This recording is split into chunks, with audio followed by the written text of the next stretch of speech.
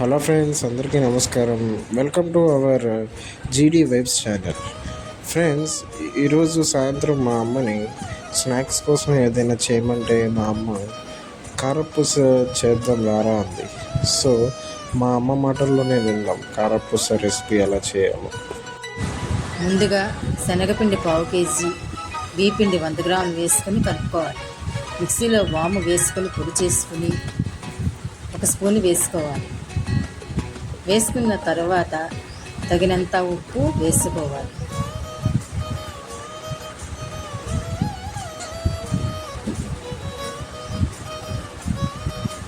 పచ్చికారం 1 spoon వేసుకోవాలి. Stove మీద water పెట్టుకొని గోరువెచ్చని నీటితో కలుపుకుంటూ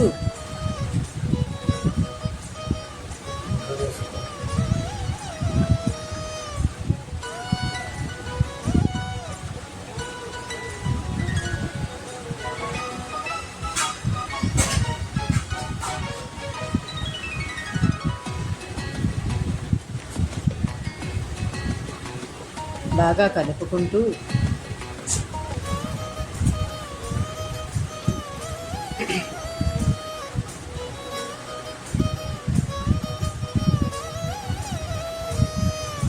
ముద్దలా చేసుకుని 10 మినిట్స్ ఉంచుకోవాలి. ముందుగా స్టవ్ వెలిగించుకొని కడాయి పెట్టుకొని తగినంత ఆయిల్ వేసుకొని చక్రాల గిద్దల్లో పిండి తగినంత పెట్టుకొని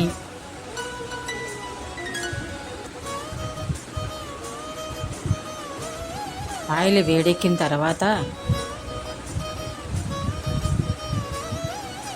చక్రాలు వేసుకుంటూ రావాలి.